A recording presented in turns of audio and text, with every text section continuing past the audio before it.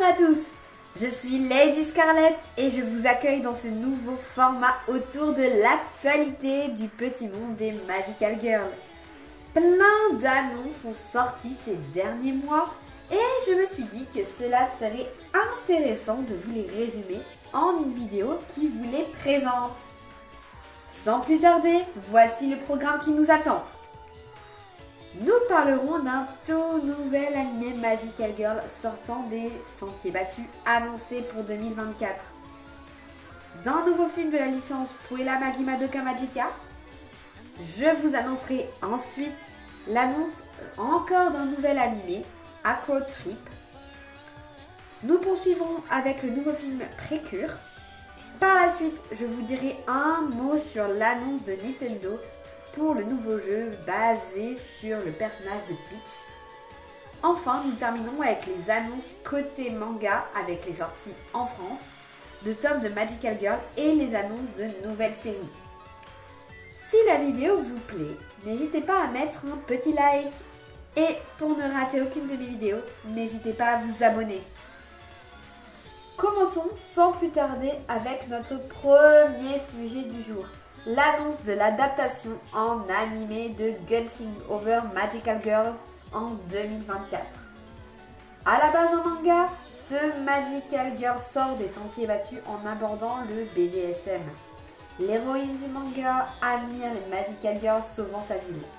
Alors qu'elle rêve de devenir comme elle, elle se retrouve à avoir l'occasion d'acquérir des pouvoirs magiques. Seulement, elle se retrouve dans le camp ennemi. Gunching Over Magical Girls ne sera pas fait pour tout le monde et il y aura des avertissements sur l'âge de visionnage de l'animé. J'ose espérer que cela sera déconseillé aux plus jeunes. Personnellement, je ne le regarderai pas car ce n'est pas le type de série que j'affectionne et je trouve malsain de sexualiser les personnages qui sont relativement jeunes. Je souhaitais tout de même en parler parce que le manga comme l'animé aborde le Magical Girl, mais la forme est problématique selon moi. De base, le manga étant seinen, catégorisé comme un ecchi et déconseillé au moins de 14 ans, selon le site Nautiquejean. L'animé serait déconseillé au moins de 12 ans. Je pense qu'il faudrait vraiment revoir l'âge limite. Deuxième annonce à l'ordre du jour, cette fois-ci concernant le Magical Girl d'horreur. Le film Puella Magi Madoka Magica Walpurgis no Kaiten, ou en anglais Walpurgis Rising, devrait sortir en janvier 2024 au Japon. Concernant le synopsis, je n'ai pas vraiment d'informations à vous communiquer. Toutefois, le titre du film laisse sous-entendre que ce dernier mettra en scène la sorcière Walpurgis, connue pour être la plus puissante. Il y a finalement peu de connaissances à son sujet. Peut-être que ce film révélera comment est apparue la sorcière Walpurgis et qu'on découvrira son histoire. Toujours dans les annonces d'animation, l'animé Acro Trip a été annoncé pour 2024.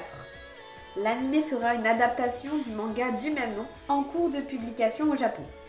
À l'heure actuelle, le manga compte 5 tomes. Voici le synopsis.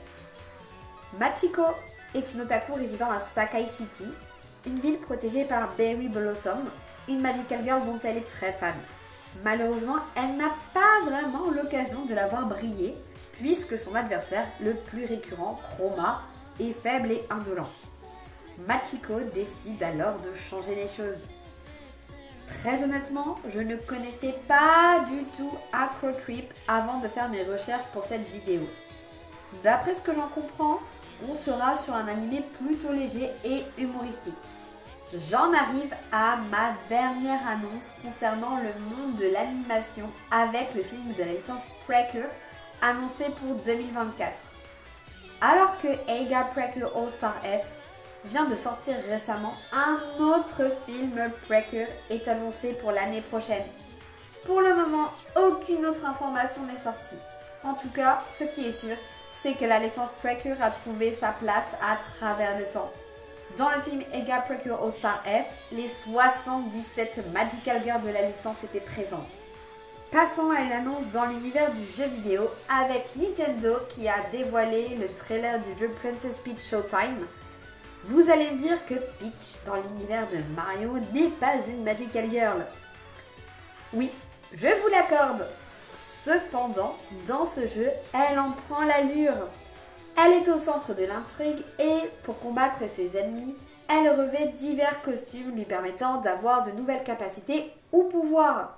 Peach est accompagnée dans ce jeu d'une sorte de mascotte mignonne. On a les éléments pour la voir comme étant une Magical Girl et Princess Peach Showtime a tout à fait sa place dans cette vidéo. Terminons cette vidéo en retournant aux sorties et annonces manga sur le thème Magical Girl.